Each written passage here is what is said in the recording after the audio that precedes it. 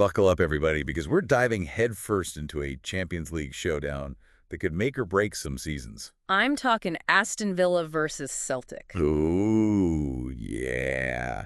And this one has got all the makings of a classic. We got Villa fighting tooth and nail for a top-8 finish. Which means automatic qualification for the knockout stage. Right, you are. No messing around with playoffs for them if they can help it. On the other side, you've got Celtic. They've got their sights set on snagging a seeded spot for the playoffs. Makes a big difference for the draw. But here's the twist. Villa have stumbled a bit lately. Yeah, haven't looked quite as sharp. Meanwhile, Celtic are riding high, coming in hot with a string of wins. So how's this going to shake out? Well, let's break it down, starting with Aston Villa. They came roaring out of the gate this year. 3 wins back to back to back, looking like world beaters. But then they hit a bit of a wall, 2 draws, and a tough loss to Monaco in the Champions League. Oof, that's got to sting. And this clash with Celtic, well, it feels like a must-win for them. Feels like it's, yeah. They need to reignite that fire, recapture that early season magic. Big time. Yeah. Especially when you consider just how crucial that top 8 finish is for them. Absolutely. I mean, Opta's giving them 53% chance of advancing if they secure that top 8 spot. 53%. But that's not exactly a sure thing. Not a lock by any means. No, sir. And we got to acknowledge the history here, too. History, how so? Well, English teams, they tend to have a pretty good track record against Scottish teams on home turf, at least in European competitions. You're talking like 5 wins out of the last 7. Exactly. Sounds pretty good on paper. It does, doesn't it? Right. But you start peeling back the layers, and well, a lot of those wins came against teams that weren't exactly setting the world on fire. Okay, so maybe not the toughest competition. Not quite. Gotcha. And then you've got Celtic.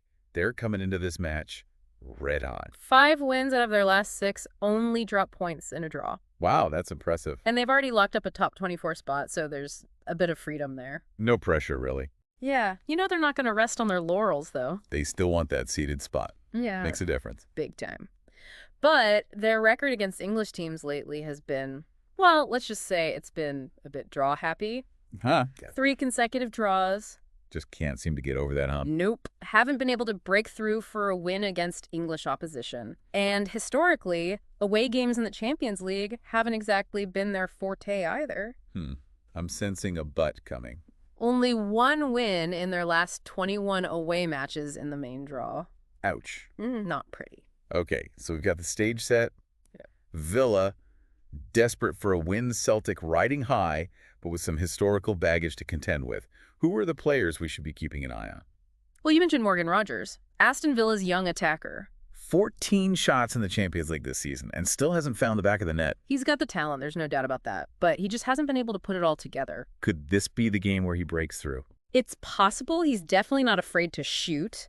But sometimes it feels like he's rushing his decisions. Trying to force it, maybe. A little bit, yeah.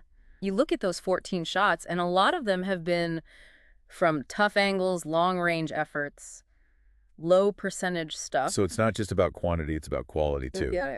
On the flip side, we've got Celtic's Arne Engels. He's got a real knack for drawing fouls in dangerous areas. The guy's a magnet for contact in the box. And he makes teams pay from the spot. His last 2 goals, both away from home, have come from penalties. Talk about clutch. In fact, 6 of his 7 goals this season have been penalties. He's ice cold under pressure. You said it. Speaking of keeping cool under pressure, I was looking at the stats, and one thing that really jumped out at me was Celtic's remarkably low foul count. You're right. They've committed the 2nd fewest fouls in the entire Champions League. Only Manchester City have been more disciplined.